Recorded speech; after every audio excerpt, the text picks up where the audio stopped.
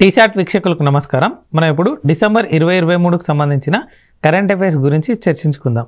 So December 2023 current అఫైర్స్లో భాగంగా ఇప్పుడు మనము ఈ ఎపిసోడ్లో పలు ప్రాంతీయ అంశాల గురించి చర్చించుకుందాం. అంటే తెలంగాణకు సంబంధించిన ఎక్స్క్లూజివ్ మ్యాటర్స్ని ఈ ఎపిసోడ్లో మనము చర్చించుకుందాం. సో ఎప్పుడైనా ఏ పోటీ పరీక్షకైనా లేదా ఏ కాంపిటేటివ్ ఎగ్జామ్ అయినా సరే కరెంట్ అఫైర్స్ అనేది క్రూషియల్ రోల్ ప్లే చేస్తూ వస్తుంటుంది. అలాంటి క్రూషియల్ రోల్ ప్లే చేసేటువంటి కరెంట్ అఫైర్స్ను ప్రిపేర్ అయ్యేటప్పుడు మనము ఇలా ప్రాంతీయ అంశాలని, జాతీయ అంశాలని, అంతర్జాతీయ అంశాలని, వార్తల్లో వ్యక్తులు, ఇంపార్టెంట్ డేస్, ఆ ఇంపార్టెంట్ డేస్ యొక్క థీమ్స్, ఆ థీమ్స్ యొక్క ముఖ్య ఉద్దేశము, ఇంకా అవార్డులు, క్రీడాపరమైన అంశాలు, సైన్స్ అండ్ టెక్ రిలేటెడ్ అంశాలు, ఇలా విడివిడి విభాగాలుగా విభజించుకొని చదివినట్టయితే కరెంట్ అఫైర్స్ని మనము రివైజ్ చేయడము మరియు చదువుకోవడం కూడా ఈజీ అవుతుంది. సో ఇలా చదివాక వాటి రివైజ్ చేయడానికి టెస్ట్ సిరీస్ రాయడం కానీ, మోడల్ పేపర్స్ కానీ మనం ఈ ఎపిసోడ్ ఎండ్లో అంటే ఏదైనా అంశం, జాతీయ అంశాలు కానీ, ప్రాంతీయ అంశాలు, అంతర్జాతీయ అంశాలు, వార్తల వ్యక్తులు, ఇంపార్టెంట్ డేస్, ఇలా ప్రతి విభాగం అయిపోయినాక వాటి ఎండ్లో మనము మల్టిపుల్ చాయిస్ క్వశ్చన్స్ ఇవ్వడం జరుగుతుంది. సో అది ప్రాక్టీస్ పర్పస్గా ఉపయోగపడుతుంది అని చెప్పి, ఏదైనా మనం సబ్జెక్ట్ను చదవడం ఎంత ఇంపార్టెంటో దాన్ని ప్రాక్టీస్ చేయడం కూడా అంతే ఇంపార్టెంట్. సో మనము ఈ ఎపిసోడ్లో భాగంగా కరెంట్ అఫైర్స్ చర్చించుకుంటున్నాం కదా, అది ప్రాంతీయ అంశాలు. దేనికి? డిసెంబర్ 2023కి సంబంధించి.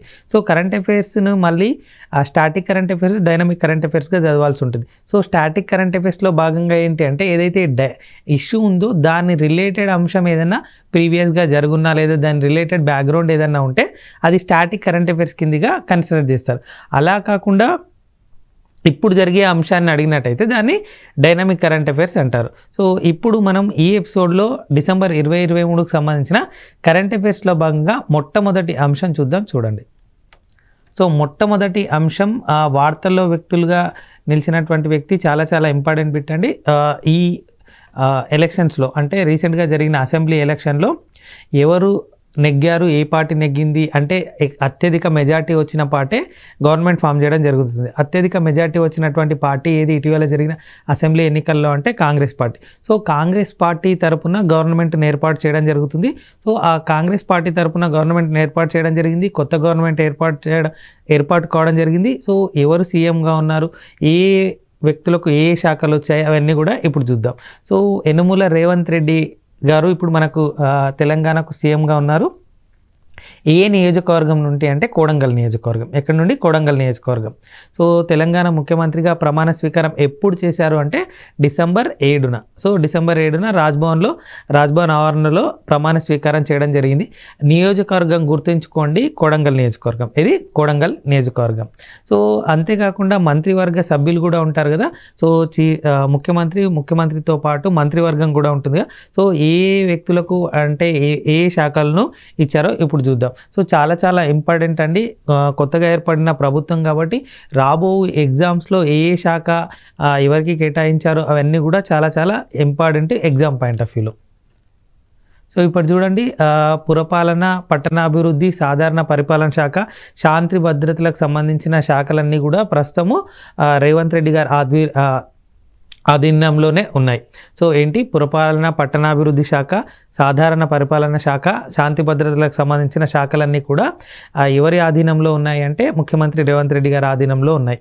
నెక్స్ట్ శాఖలు చూడండి, మిగతా శాఖలకు ఎవరెవరిని నియమించారు, ఏ శాఖకు ఎవరు మంత్రిగా నియమించబడ్డారో చూద్దాం.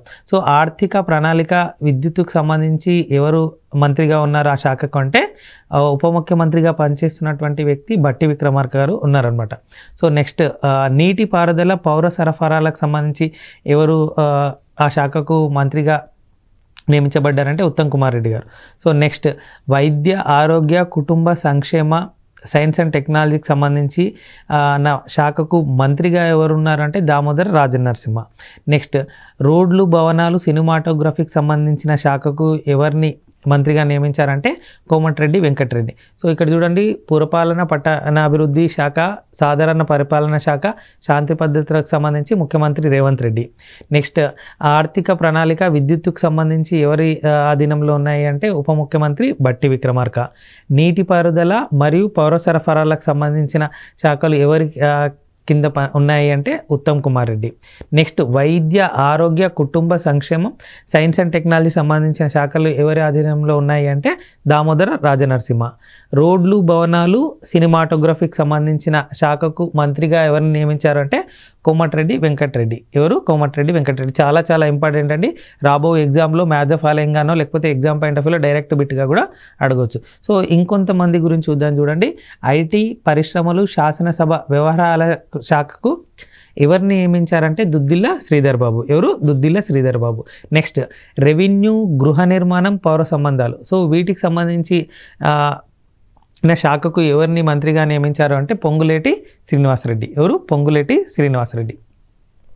నెక్స్ట్ రవాణా మరియు బీసీ సంక్షేమానికి సంబంధించిన శాఖకు మంత్రిగా ఎవరిని నియమించారంటే పొన్నం ప్రభాకర్. ఎవరు? పొన్నం ప్రభాకర్.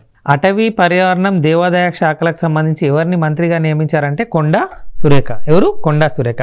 నెక్స్ట్ పంచాయతీరాజ్ గ్రామీణాభివృద్ధి మహిళా శిశు సంక్షేమానికి సంబంధించిన శాఖకు మంత్రిగా ఎవరిని నియమించారు అంటే అనసూయ సీతక్క అని కూడా పిలుస్తారు, ఆమెని సీతక్క. నెక్స్ట్ వ్యవసాయం మార్కెటింగ్ చేనేత ఈ శాఖలకు మంత్రిగా నియమించబడ్డటువంటి వ్యక్తి పేరేంటి అంటే తుమ్మల నాగేశ్వరరావు. నెక్స్ట్ ఎక్సైజు పర్యాటక సాంస్కృతిక శాఖ పురావస్తు శాఖకు మంత్రిగా నియమించబడ్డటువంటి వ్యక్తి ఎవరు అంటే జూపల్లి కృష్ణారావు. సో చాలా చాలా ఇంపార్టెంట్ బిట్స్ అండి. ఇప్పుడు మళ్ళీ ఒకసారి చూద్దాము. పురపాలన పట్టణాభివృద్ధి సాధారణ పరిపాలన శాఖ శాంతి భద్రతలు ఎవరి అధీనంలో ఉన్నాయంటే ముఖ్యమంత్రి రేవంత్ రెడ్డి. నెక్స్ట్ ఆర్థిక ప్రణాళిక విద్యుత్తు సంబంధించిన శాఖలు ఎవరి ఆధీనంలో ఉన్నాయంటే ఉప ముఖ్యమంత్రి బట్టి విక్రమార్క. నెక్స్ట్ నీటిపారుదల పౌర సరఫరాలకు సంబంధించిన శాఖకు మంత్రిగా ఎవరు నియమించారంటే ఉత్తమ్ కుమార్ రెడ్డి.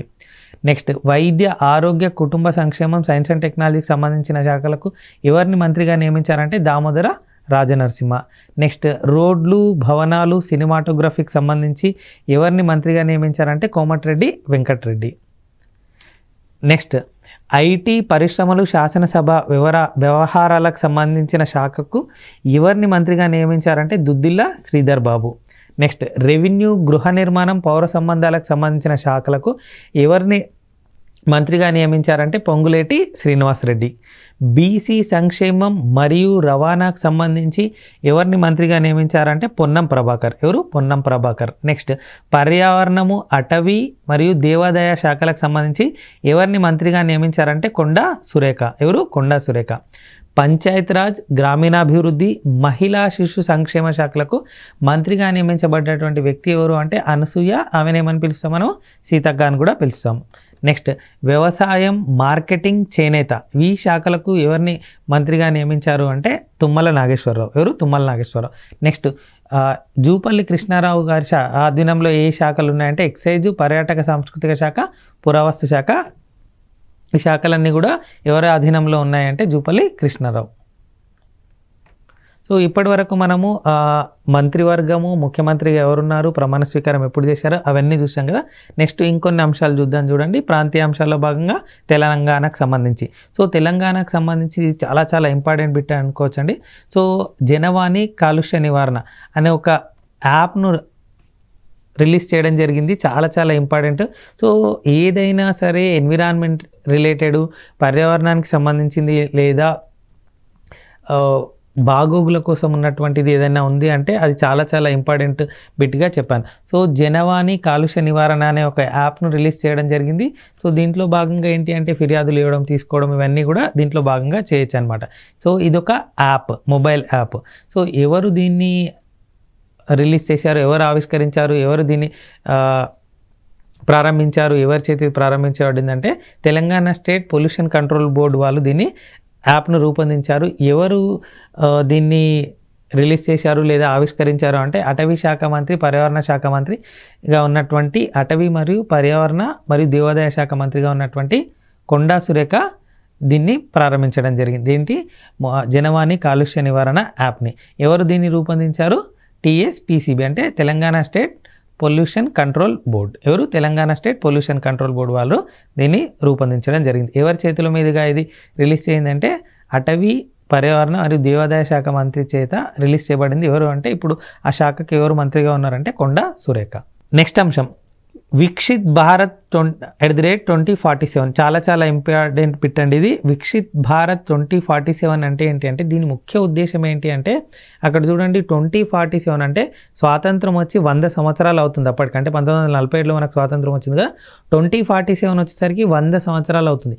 ఆ 100 సంవత్సరాల భారతదేశంని ఎలా మెరుగుపరచవచ్చు ఏంటి, సో ఏమేం చర్యలు తీసుకోవాలి, దానికి సంబంధించిన అంశాలన్నీ కూడా ఈ విక్షిత్ భారత్ @2047లో భాగంగా పొందుపరచడం జరిగింది. అంటే దానికి సంబంధించిన చర్యలు తీసుకోవడం కానీ, అవగాహన కార్యక్రమాలు పెట్టడం కానీ, సో అభివృద్ధి పదంలో నడవడానికి ఏమేమి స్టెప్స్ తీసుకోవాలనే ఉద్దేశంతో పెట్టిందే ఈ విక్షిత్ భారత్. సో ఎందుకు ఇటీవల తెలంగాణ అంశంగా వార్తల్లో నిలిచింది అంటే నీతి ఆయోగ్ మరియు రాజ్భవన్లు ఈ ఒక వర్క్షాప్ను నిర్వహించడం జరిగింది తెలంగాణలో. అందుకు గాను ఇటీవల వార్తల్లో నిలిచింది. సో విక్షిత్ భారత్ విక్షిత్ భారత్ @2047 దేనికి సంబంధించింది అని అడగొచ్చు. సో 100 ఏళ్ల భారతదేశం అంటే స్వాతంత్రం సాధించిన తర్వాత 100 ఏళ్ల భారతదేశంలో ఎలా ఉండాలి, ఏం ఉండాలి, అసలు అభివృద్ధి పదంలో ఎలా వెళ్ళాలి అనే అవగాహన కోసం లేదా కొన్ని కార్యక్రమాలు పెట్టడం కోసం ఉద్దేశించిందే ఈ విక్షిత్ భారత్ @2047. సో ఈ విక్షిత్ భారత్ @2047 యొక్క థీమ్ ఏంటి అంటే empowering India innovations in science and technology. So empowering India, so India యొక్క సాధికారిత కోసం పాటుపడము, ఇన్నోవేషన్స్, సో సైన్స్ అండ్ టెక్లో వచ్చేటువంటి ఇన్నోవేషన్స్ అంటే ఏమైనా కొత్త కొత్త ఆవిష్కరణలు ఏమన్నా వస్తున్నాయనే దానికోసము ఈ థీమ్ను పెట్టడం జరిగింది. సో విక్షిత్ భారత్ @2047 ఇటీవల రాజ్భవన్లో జరిగింది. ఎవరు సంయుక్తంగా నిర్వహించారంటే రాజ్భవన్ మరియు నీతి ఆయోగ్. దాని యొక్క థీమ్ ఏంటి అంటే empowering India innovations in science and technology. Next అంశం చాలా చాలా ఇంపార్టెంట్ బిట్ అండి ఇది. భారతదేశం యొక్క అతిపెద్ద మేకర్ ఫెయిర్ ఇటీవల ఎక్కడ జరిగింది అని అడగొచ్చు. సో ఎక్కడ జరిగింది అంటే హైదరాబాద్లో December 16th and 17th జరిగింది. ఎన్నో ఎడిషన్ అంటే 3rd ఎడిషన్. సో భారతదేశపు అతిపెద్ద ప్రోటోటైపింగ్ సెంటర్ టీవర్క్స్ దగ్గర ఇది జరిగింది. సో భారతదేశం యొక్క అతిపెద్ద మేకర్ ఫెయిర్ ఎక్కడ జరిగింది అని అడగొచ్చు. ఎక్కడ జరిగింది అంటే హైదరాబాద్లో. ఎన్నో ఎడిషన్ అంటే 3rd ఎడిషన్. సో భారతదేశపు అతిపెద్ద ప్రోటోటైపింగ్ సెంటర్ ఏది అంటే టీవర్క్స్. ఇది టీవర్క్స్. నెక్స్ట్ అంశం BFSI సదస్సు, బ్యాంకింగ్, ఫైనాన్షియల్ సర్వీసెస్ అండ్ ఇన్సూరెన్స్కి సంబంధించిన సదస్సు. ఇది మొట్టమొదటిసారిగా ఏర్పడింది కాబట్టి అడిగే అవకాశాలు ఎక్కువగా ఉంటాయి. సో ఎక్కడ జరిగింది ఇది అంటే హైదరాబాద్లో. ఎక్కడ? హైదరాబాద్లో. The institute of management technology Hyderabad సంస్థ వారు మరియు వాళ్ళు BFSI కన్సార్టియం సహకారంతో దీన్ని కండక్ట్ చేయడం జరిగింది. BFSI సదస్సును ఎక్కడ జరిగింది? హైదరాబాద్లో. ఎక్కడ? హైదరాబాద్లో మొట్టమొదటిసారిగా నిర్వహించారు కాబట్టి చాలా చాలా ఇంపార్టెంట్. సో మీకు కరెంట్ అఫైర్స్ చెప్పేటప్పుడు చాలాసార్లు చెప్పానండి, మొట్టమొదటిది రికార్డు, పర్యావరణానికి సంబంధించిన అంశాలు లేదా వరల్డ్ హెరిటేజ్, కల్చర్ రిలేటెడ్ ఇలాంటి క్వశ్చన్స్ అంటే సైన్స్ అండ్ టెక్నాలజీకి సంబంధించినది, ఆవిష్కరణలు లేకపోతే ఏదైనా బయలుపడడాలు, GI ట్యాగులు, సో ఇలాంటి వాటిపైన క్వశ్చన్స్ అడిగే అవకాశం ఎక్కువగా ఉంటుంది. అంతేకాకుండా తెలంగాణ దేశవ్యాప్తంగా ఏదైనా నివేదికలో మొదటి స్థానంలో ఉందా లేదా మొదటి స్థానాల్లో ఉందా, సో లేదా దేశవ్యాప్తంగా కానీ ప్రపంచవ్యాప్తంగా కానీ తెలంగాణ ఏదైనా అవార్డులు పొందిందా, అలా పొందినటువంటి అవార్డులు ఎక్కువ శాతం క్వశ్చన్గా అడిగే అవకాశం ఉంటుంది. అంటే కరెంట్ అఫైర్స్ ఎప్పుడైనా సరే ఏదైనా ఒక అంశము మనకు రిలేటెడ్ అంటే ప్రాంతీయ అంశాల భాగంగా చూసుకున్నప్పుడు ప్రాంతీయంగా అది ఏదైనా మంచి పేరు తెచ్చిందా లేకపోతే అది ఎక్కువగా పేపర్లో నాడడం కానీ పేపర్లో ఉండడం కానీ న్యూస్లో ఉండడం కానీ జరిగినట్టయితే ఆ క్వశ్చన్ ఆ అంశాన్ని క్వశ్చన్గా అడిగే అవకాశం ఎక్కువ ఉంది కరెంట్ అఫైర్స్లో భాగంగా. సో ఇక్కడ చూడండి BFSI సదస్సు అంటున్నాం, banking, financial services and insurance సదస్సు ఎక్కడ జరిగింది అంటే హైదరాబాద్లో. మొట్టమొదటిది అంటున్నాను కదా, అడిగే అవకాశాలు ఎక్కువగా ఉంటాయి. సో BFSI కన్సార్టియం సహకారంతో ఇన్స్టిట్యూట్ ఆఫ్ మేనేజ్మెంట్ టెక్నాలజీ వాళ్ళు దీన్ని హైదరాబాద్ వాళ్ళు దీన్ని నిర్వహించడం జరిగింది. సో మొట్టమొదటిది దాని యొక్క థీమ్ చూడండి, ఇన్నోవేషన్స్ ఫర్ ఇన్క్లూజివ్ గ్రోత్. ఏంటి? ఇన్నోవేషన్స్ ఫర్ ఇన్క్లూజివ్ గ్రోత్ అనేది BFSI సదస్సు యొక్క థీమ్. ఎక్కడ జరిగింది? హైదరాబాద్లో. ఎన్నోది? మొట్టమొదటిది. నెక్స్ట్ అంశం, సో ఆ సోలార్ పవర్ గురించి చాలాసార్లు విన్నాం కదా. ఇంటర్నేషనల్ సోలార్ అలియన్స్ అని కూడా చెప్పుకున్నాము. అది భారతదేశంలో ఉంది. సోలార్ పై వినియోగం ఎక్కువ చేయండి, సోలార్ పైన అవగాహన కార్యక్రమాలు పెట్టడం కోసం ఉద్దేశించిందే ఈ ఇంటర్నేషనల్ సోలార్ అలియన్స్. అలా సోలార్ అలియన్స్ లేదా సోలార్కి సంబంధించిన అంశాలు కరెంట్ అఫైర్స్లో భాగంగా ఎక్కువగా ఉంటాయి. ఎందుకంటే మనము ఈ రెన్యూవబుల్ ఎనర్జీ సోర్స్ని వాడాలి. సో అలాంటివి ఎక్కువగా యూజ్ చేసినట్టయితే పర్యావరణానికి కూడా తక్కువ హాని జరుగుతుంది అనే ఉద్దేశంతో వీటిని ముందుకు తీసుకురావడం జరుగుతుంది. సో అలాంటి సోలార్ పవర్కి సంబంధించిన అంశమే ఇప్పుడు ఒకటి చూద్దాం. సో తెలంగాణలోని ప్రభుత్వ పాఠశాలల్లో సోలార్తో పవర్ని ఏర్పాటు చేస్తారంట. సో తెలంగాణ వ్యాప్తంగా ఉన్నటువంటి 6490 ప్రభుత్వ మరియు రెసిడెన్షియల్ పాఠశాలలో ఎక్కడెక్కడంటే జెడ్పిహెచ్ఎస్, ఎంపీపీఎస్, టీఎస్ఎంఎస్, కేజీబీవీ స్కూళ్ళలో, కాలేజీలలో వీటిని సోలార్ పవర్కి సంబంధించిన పవర్ని అక్కడ ప్రొడ్యూస్ చేయాలనే ఒక ఇనిషియేషన్ తీసుకోవడం జరిగింది. దానికి పాఠశాల విద్యాశాఖ కూడా మంజూరు చేయడం జరిగింది. సో తెలంగాణలోని ప్రభుత్వ పాఠశాలలో సోలార్ పవర్ని ఇంట్రడ్యూస్ చేయబోతున్నారు. సో ప్రభుత్వ పాఠశాలల్లో సోలార్ పవర్ ఎక్కడ ఏ రాష్ట్రంలో పెట్టబోతున్నారో అని అడగవచ్చు. లేదా 6490 ప్రభుత్వ మరియు రెసిడెన్షియల్ పాఠశాలల్లో ప్రభుత్వ పాఠశాలల్లో సోలార్ పవర్ని ఎక్కడ ఏ రాష్ట్రంలో ఏర్పాటు చేయబోతున్నారో అని అడగవచ్చు. ఎక్కడంటే తెలంగాణలో. నెక్స్ట్ అంశం సిపిఆర్ఓగా. సిపిఆర్ఓ అంటే చీఫ్ పబ్లిక్ రిలేషన్ ఆఫీసర్గా.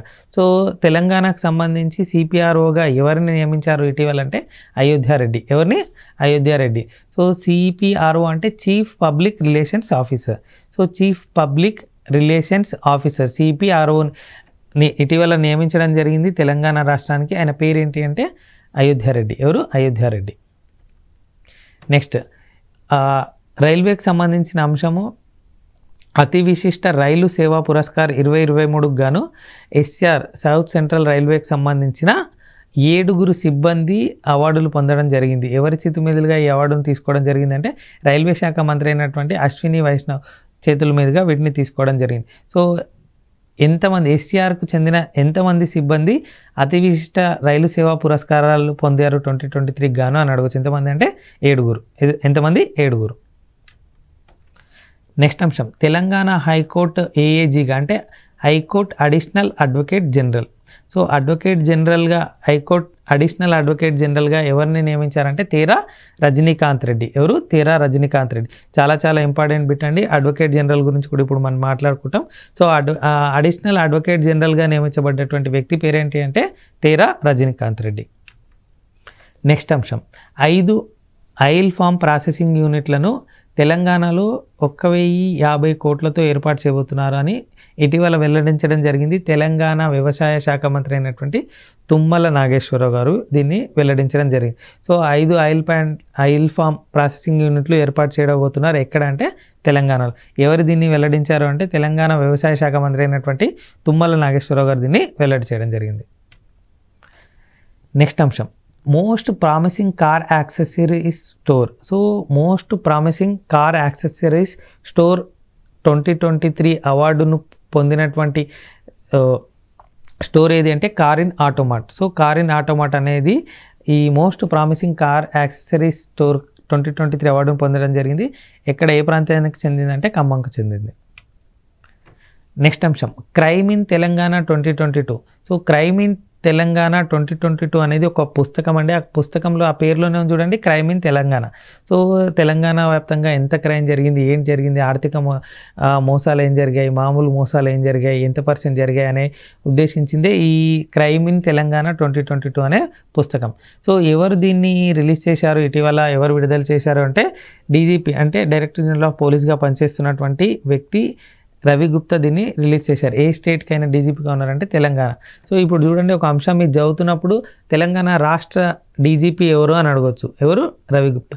సో ఏదైనా లేదా క్రైమ్ ఇన్ తెలంగాణ 2022లో భాగంగా దీనికి సంబంధించిన డాటా అడగవచ్చు. ఎప్పుడైనా అండి కరెంట్ అఫైర్స్ని ప్రిపేర్ అయ్యేటప్పుడు ఆ కరెంట్ అఫైర్స్లో ఉన్న అన్ని అంశాలు కూడా ఇంపార్టెంట్. సో ఈ క్వశ్చన్ ఎలా అయినా అడగవచ్చు, ఎక్కడి నుండి అయినా అడగవచ్చు. సో క్రైమ్ ఇన్ తెలంగాణ 2022 అనే పుస్తకాన్ని ఆవిష్కరించింది ఎవరు, విడుదల చేసింది ఎవరు అంటే తెలంగాణ రాష్ట్ర డీజీపీగా పనిచేస్తున్నటువంటి రవి గుప్తా. సో ఆర్థిక నేరాలు ఎన్ని పెరిగాయి అని చెప్పారు ఈ బుక్ పరంగా అంటే 41.37% పెరిగాయంట ఆర్థిక నేరాలు ఈ పీరియడ్లో. నెక్స్ట్ మోసానికి సంబంధించిన నేరాలు 43.30 పెరిగాయని చెప్తున్నది ఈ నివేదిక. నెక్స్ట్ 2021తో పోలిస్తే 2022లో సైబర్ నేరాలు ఎంత శాతం పెరిగాయి అంటే 48.47 పెరిగాయంట. ఏంటి 48.47% పెరిగాయి. సో క్రైమ్ ఇన్ తెలంగాణ 2022 అనే పుస్తకాన్ని రిలీజ్ చేసింది ఎవరు అంటే తెలంగాణ రాష్ట్ర డీజీపీగా పనిచేస్తున్నటువంటి Ravi Gupta. Next Telangana state energy conservation award. So ఆ పేరులోనే చూడండి, ఎనర్జీ కన్జర్వేషన్ అవార్డు. ఎవరైతే ఎనర్జీని తక్కువగా పొదుపుగా వాడతారో వాళ్ళకి అవార్డు ఇవ్వడం జరుగుతుంది. So Telangana state energy conservation award 2023కి ఎంపిక కాబడ్డటువంటిది సంస్థ ఏది అని అంటే దక్షిణ మధ్య రైల్వే. ఇది దక్షిణ మధ్య రైల్వే. సో ఈ దక్షిణ మధ్య railway Telangana state energy conservation award 2023కి ఎంపిక కాపాడడం జరిగింది. సో ఎవరు ఇస్తారు ఈ అవార్డుని అంటే తెలంగాణ ప్రభుత్వ ఇంధన మంత్రిత్వ శాఖ, Telangana state renewable energy development corporation వాళ్ళు దీన్ని ఇవ్వడం జరుగుతుంది. So Telangana state energy conservation award 2023 పొందినటువంటి సంస్థ ఏది అంటే దక్షిణ మధ్య రైల్వే. ఇది దక్షిణ మధ్య రైల్వే. దాంట్లో భాగంగా 5 అవార్డులను కైవసం చేసుకోవడం జరిగింది ఈ సంస్థ.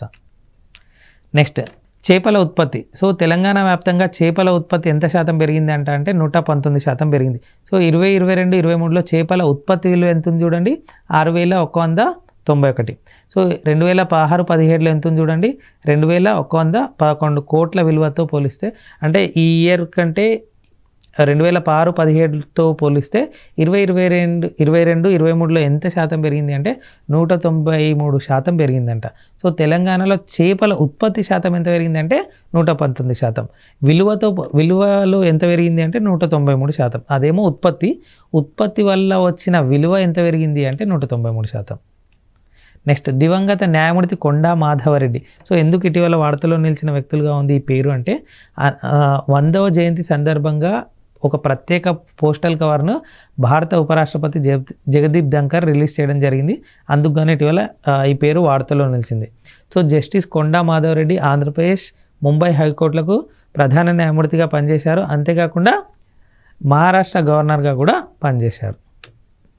నెక్స్ట్ 109వ ఇండియన్ సైన్స్ కాంగ్రెస్ ఎప్పుడు జరగబోతుంది అంటే ఫిబ్రవరిలో జరగబోతుంది. ఎక్కడ అంటే హైదరాబాద్, జేఎన్టీయూ హైదరాబాద్లో. ఇక్కడ జేఎన్టీయూ హైదరాబాద్లో. సో దానికి సంబంధించిన థీమ్ ఏంటి అంటే the global perspective on science and technology for a sustainable future అనేది 109వ ఇండియన్ సైన్స్ కాంగ్రెస్ యొక్క థీమ్. ఎక్కడ జరగబోతుంది, జేఎన్టీయూ హైదరాబాద్. ఎప్పుడు అంటే ఈ ఇయర్ అంటే 2024లో ఫిబ్రవరిలో. Next national institute for rural development and Panchayati Raj శాఖ వాళ్ళు డెవలప్మెంట్ లీడర్షిప్ అవార్డు 2023ని కైవసం చేసుకోవడం జరిగింది. సో ఈ కార్యక్రమానికి భారత మాజీ ప్రధాన న్యాయమూర్తిగా పనిచేసినటువంటి జస్టిస్ పి సదాశివము అధ్యక్షత వహించడం జరిగింది. సో డెవలప్మెంట్ లీడర్షిప్ అవార్డు 2023 పొందినటువంటి సంస్థ ఏదైనా అడగొచ్చు. ఏది అంటే national institute for rural development and Panchayati Raj. Next Knight Frank నివేదిక ప్రకారం భారతదేశంలో ఖరీదైన హౌసింగ్ మార్కెట్ల విలువ విభాగంలో 2వ స్థానంలో ఉన్నటువంటిది ఏది అంటే హైదరాబాద్. ఏది హైదరాబాద్. నెక్స్ట్ ప్రపంచ ఆర్థిక సదస్సు దావోలో జరగబోతుంది జనవరి 15 నుండి 19 వరకు 2024. దానికి సంబంధించిన వార్త ఎందుకు ఇటీవల తెలంగాణ దాంట్లో ఉంది అంటే, సో ఈ దావోస్లో జరిగే వరల్డ్ ఎకనామిక్ ఫోరంకి తెలంగాణ తరపున ఎవరు అక్కడ హాజరు కాబోతున్నారంటే తెలంగాణ సీఎంగా ఉన్నటువంటి రేవంత్ రెడ్డి అక్కడ హాజరు కానున్నారు. అందుకే ఇది తెలంగాణ పరమైన దాంట్లో వార్తల్లో నిలిచింది. నెక్స్ట్ తెలంగాణ రాష్ట్ర అడ్వకేట్ జనరల్గా నియామకం పొందినటువంటి వ్యక్తి ఎవరంటే ఏ సుదర్శన్ రెడ్డి. చాలా ఇంపార్టెంట్ బిట్ అండి. సో అడ్వకేట్ జనరల్ అనేది ఒక కాన్స్టిట్యూషనల్ బాడీ, ఆర్టికల్ 165 ప్రకారం ఉంటున్నటువంటి ఒక కాన్స్టిట్యూషనల్ బాడీ. సో ఇక్కడ రాష్ట్రంలోనేమో అడ్వకేట్ జనరల్ అంటారు, నేషనల్ వైడ్గానేమో అటార్నీ జనరల్ ఆఫ్ ఇండియా అంటారు. సో అది కూడా కాన్స్టిట్యూషనల్ బాడీ. అక్కడేమో ఆర్టికల్ 76, ఇక్కడ వచ్చేసి 165. సుదర్శన్ రెడ్డి అనేది ఎవరు అంటే తెలంగాణ రాష్ట్ర అడ్వకేట్ జనరల్గా నియామకం పొందినటువంటి వ్యక్తి. చాలా ఇంపార్టెంట్ బిట్టు, చాలా ఎగ్జామ్లో అడుగుతారో అడిగే అవకాశం ఉన్నటువంటి బిట్టు. ఇది ఒక కాన్స్టిట్యూషనల్ బాడీ అంటే constitutional body. So additional advocate general ఉందనుకోండి ఏఏజీ, అది మళ్ళీ కాన్స్టిట్యూషనల్ బాడీ కాదు. తెలంగాణ రాష్ట్ర సొలిసిటర్ జనరల్ కూడా ఉంటుంది కదా నేషనల్ వైడ్గా, అది కూడా కాన్స్టిట్యూషనల్ బాడీ కాదు. ఇవి మాత్రమే కాన్స్టిట్యూషనల్ బాడీస్. తెలంగాణ రాష్ట్ర అడ్వకేట్ జనరల్గా నియామకం పొందినటువంటి వ్యక్తి ఎవరంటే ఏ సుదర్శన్ రెడ్డి. ఎవరు? ఏ సుదర్శన్ రెడ్డి. నెక్స్ట్ తెలంగాణకు సంబంధించి మనం ఇంతకుముందు ముఖ్యమంత్రిగా ఎవరు ఉన్నారు, వివిధ శాఖలకు ఏ మంత్రులు ఉన్నారు, ఎవరిని నియమించారు అవన్నీ చూసాం కదా. సో తెలంగాణకు సంబంధించి శాసనసభకు సంబంధించి ఎవరిని స్పీకర్గా నియమించారు అంటే గడ్డం ప్రసాద్ కుమార్. ఎవరు? గడ్డం ప్రసాద్ కుమార్. చాలా చాలా ఇంపార్టెంట్, స్పీకర్ చాలా ఎగ్జామ్లో అడిగాడు కూడా. సో తెలంగాణ శాసనసభ ఇటీవల కొలుతీరినటువంటి నూతన అసెంబ్లీ దాంట్లో మంత్రివర్గాన్ని సంబంధించిన పేర్లు అవన్నీ చూసాం కదా. స్పీకర్ ఎవరు అని అడగొచ్చు. స్పీకర్ ఎవరు? తెలంగాణ శాసనసభకు కొత్తగా నియామకం పొందినటువంటి వ్యక్తి ఎవరు అంటే గడ్డం ప్రసాద్ కుమార్. ఎవరు? గడ్డం ప్రసాద్ కుమార్. ఏ అసెంబ్లీ నియోజకవర్గం నుంచి ప్రాతినిధ్యం వహిస్తారు అంటే వికారాబాద్. ఎక్కడ నుండి? Vikarabad. Next QR code mini ATM. So QR code ద్వారా ఏటీఎం డబ్బులు విత్డ్రా చేసుకునేది ఎక్కడ ఏర్పాటు చేశారు ఇటీవల అంటే సిద్దిపేటలో. ఎక్కడ? సిద్దిపేటలో. రాష్ట్రంలోనే మొట్టమొదటిసారిగా సిద్దిపేటలో ఏర్పాటు చేయడం జరిగింది. నెక్స్ట్ ఇక్కత్ వరల్డ్ అధినేత అయినటువంటి గంజి యుగంధర్ ఇటీవల వార్తల్లో నిలిచిన వ్యక్తులుగా ఉన్నారు. ఎందుకంటే ఆసియా బెస్ట్ హ్యాండ్లూమ్ అవార్డు గ్రహీతగా ఉన్నందుకు గాను. So Asia best handloom award గ్రహీత ఎవరు అని అడగచ్చు. ఎవరు అంటే గంజి యుగంధర్. ఇప్పటి వరకు మనము డిసెంబర్ 2023కు సంబంధించిన కరెంట్ అఫైర్స్లో భాగంగా పలు ప్రాంతీయ అంశాలు, వాటికి సంబంధించిన బ్యాక్గ్రౌండ్ అవన్నీ చూసాం కదా. ఇప్పుడు వాటికి సంబంధించిన మల్టిపుల్ చాయిస్ క్వశ్చన్స్ ఎలా ఇవ్వచ్చు, వాటిని ఎలా అటెంప్ట్ చేయొచ్చో ఇప్పుడు చూద్దాం. సో మొట్టమొదటి క్వశ్చన్ చూడండి.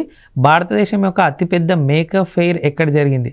సో ఎక్కడ జరిగింది అని చెప్పాను. ముంబైయా, హైదరాబాదా, ఢిల్లీయా, Bengaluru.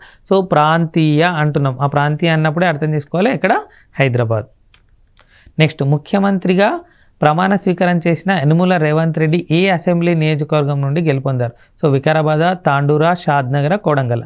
So Tandur, Kodangal, Shadnagar, Vikarabad. B and డిలోనే ఆన్సర్ ఉందండి, ఏ అండ్ సిలో ఆన్సర్ లేదు. నెక్స్ట్ కింది వాటిలో సరైనది ఏది? ఉప ముఖ్యమంత్రి మల్లు భట్టి విక్రమార్క ఆర్థిక శాఖ మంత్రికి ఉన్నారు. ఉత్తమ్ కుమార్ రెడ్డి భారీ నీటిపారుదల శాఖ, పౌర సరఫరాలు. దుద్దిల శ్రీధర్ బాబు ఐటీ మంత్రి, పరిశ్రమలు, శాసనసభ వ్యవహారాలు.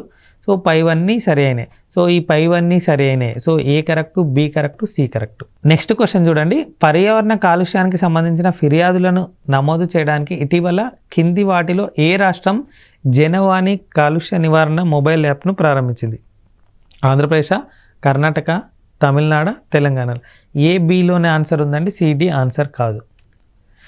నెక్స్ట్ క్వశ్చన్ చూడండి. సీతక్కకు వచ్చేసి పంచాయతీరాజ్ శాఖ, కొండా సురేఖ అటవీ శాఖ, దేవాదాయ శాఖ, కోమటిరెడ్డి వెంకటరెడ్డి రోడ్లు, భవనాల శాఖ, సినిమాటోగ్రఫీ. పైవన్నీ సరైనవి. ఈ పైవన్నీ కూడా సరైనవి. సీతక్క పంచాయతీరాజ్ శాఖ, కొండా సురేఖ అటవీ శాఖ, దేవాదాయ పర్యావరణ శాఖ కూడా, కోమటిరెడ్డి వెంకటరెడ్డి రోడ్లు, భవనాలు, సినిమాటోగ్రఫీ శాఖ. సో పైవన్నీ కూడా సరైన ఆన్సర్లే. నెక్స్ట్ తెలంగాణ శాసనసభ స్పీకర్గా ఎంపికైన వ్యక్తి ఎవరు? టి రామ్మోహన్ రెడ్డి, గడ్డం ప్రసాద్ కుమార్, పోచారం శ్రీనివాసరెడ్డి, అక్బరుద్దీన్ ఓవైసీ. ఎవరు? సో తెలంగాణ శాసనసభ స్పీకర్గా ఎంపికైన వ్యక్తి ఎవరు అన్నాడు. 4 పేర్లు ఇచ్చారు. ఇక్కడ చూడండి, పోచారం శ్రీనివాసరెడ్డి లాస్ట్ టర్మ్లో ఉన్నటువంటి స్పీకర్. నెక్స్ట్ అక్బరుద్దీన్ ఓవైసీ ఏంటి అంటే ప్రోటెన్ స్పీకర్గా ఎంపిక కాబడ్డటువంటి వ్యక్తి. దీనిపైన వివాదాస్పదం కూడా జరిగింది కొంతవరకు. సో ప్రోటెన్ స్పీకర్ అంటే ప్రోటెన్ స్పీకర్ సీనియర్ మోస్ట్ను ఎలక్ట్ చేసుకోవడం జరుగుతుంది. సో ప్రోటెన్ స్పీకర్గా ఉన్నటువంటి వ్యక్తి ఎవరు అంటే అక్బరుద్దీన్ ఓవైసీ. నెక్స్ట్ స్పీకర్గా ఉన్నటువంటి వ్యక్తి ఏ అండ్ బిలోనే ఉందండి. ఇది ఏ అండ్ బిలోనే ఉంది. దీంట్లో ఒకరు పరిగి నియోజకవర్గం నుండి, ఇంకొకరు వికారాబాద్ నియోజకవర్గం నుండి. సో వికారాబాద్ అసెంబ్లీ నియోజకవర్గం నుండి గెలుపొందిన వ్యక్తే తెలంగాణ శాసనసభ స్పీకర్గా ఉన్నటువంటి వ్యక్తి. నెక్స్ట్ కింది వాటిలో సరైనవి ఏవి? సో పొన్నం ప్రభాకర్ రవాణా శాఖ, బీసీ సంక్షేమ శాఖ, తుమ్మల నాగేశ్వరరావు వ్యవసాయ శాఖ మంత్రి, మార్కెటింగ్, సహకార, చేనేత శాఖ, జూపల్లి కృష్ణారావు ఎక్స్చేంజ్ శాఖ, టూరిజం, కల్చర్ మరియు ఆర్కియాలజీ. పైవన్నీ కరెక్టే. సో ఇవన్నీ కూడా కరెక్టే. నెక్స్ట్ బిఎఫ్ఎస్ఐ సదస్సు ఎక్కడ జరిగింది? బ్యాంకింగ్, ఫైనాన్షియల్ సర్వీసెస్, ఇన్సూరెన్స్ సదస్సు ఎక్కడ జరిగింది? వరంగల్, హైదరాబాద్, చెన్నై, లక్నో. సో ప్రాంతీయ అంశాలు కాబట్టి బి అండ్ డి ఆన్సర్ కాదండి, ఏసీలోనే ఆన్సర్ ఉంది. నెక్స్ట్ కింది వాటిలో సరైనది ఏది? దామోదర్ రాజనరసింహ వైద్య ఆరోగ్య శాఖ, పొంగులేటి శ్రీనివాసరెడ్డి సమాచార శాఖ, రెవెన్యూ, గృహ నిర్మాణం, జూపల్లి కృష్ణారావు ఎక్సైజ్ శాఖ మంత్రి, టూరిజం, కల్చర్ మరియు ఆర్కియాలజీ. పైవన్నీ సరైనవి. ఇప్పటి వరకు మనము కరెంట్ అఫైర్స్లో భాగంగా డిసెంబర్ 2023కు సంబంధించిన పలు ప్రాంతీయ అంశాల గురించి చర్చించుకున్నాం. ఆ ప్రాంతీయ అంశాలకు సంబంధించిన పలు క్వశ్చన్స్గా పలు అంశాల గురించి క్వశ్చన్స్ని తయారు చేసుకొని ఆ క్వశ్చన్స్ని అటెంప్ట్ చేయడం జరిగింది. ఆ క్వశ్చన్స్ కూడా ఆన్సర్ ఇవ్వకుండా 2 ఆప్షన్ తీసేసి 2 పెట్టడం ఏంటి అంటే మీరు రీకాల్ చేసుకోవడం జరుగుతుంది, లేదా తిరిగి ఆ స్లైడ్ దగ్గరికి వెళ్ళి చూసినట్లయితే ఎక్కువ రోజులు మీకు గుర్తుంటుంది అనే ఉద్దేశంతోనే అలా చేస్తున్నాను, గమనించగలరు. సో ఇప్పటి వరకు మనము డిసెంబర్ 2023కు సంబంధించిన కరెంట్ అఫైర్స్లో భాగంగా ప్రాంతీయ అంశాల గురించి చర్చించుకున్నాం కదా. ఇంకొక ఎపిసోడ్లో ఇంకొన్ని అంశాలతో మీ ముందు ఉంటాము. టీశాట్ వీక్షిస్తున్నటువంటి పోటీ పరీక్షల అభ్యర్థులందరికీ ఆల్ ద బెస్ట్ తెలుపుతూ ధన్యవాదాలు.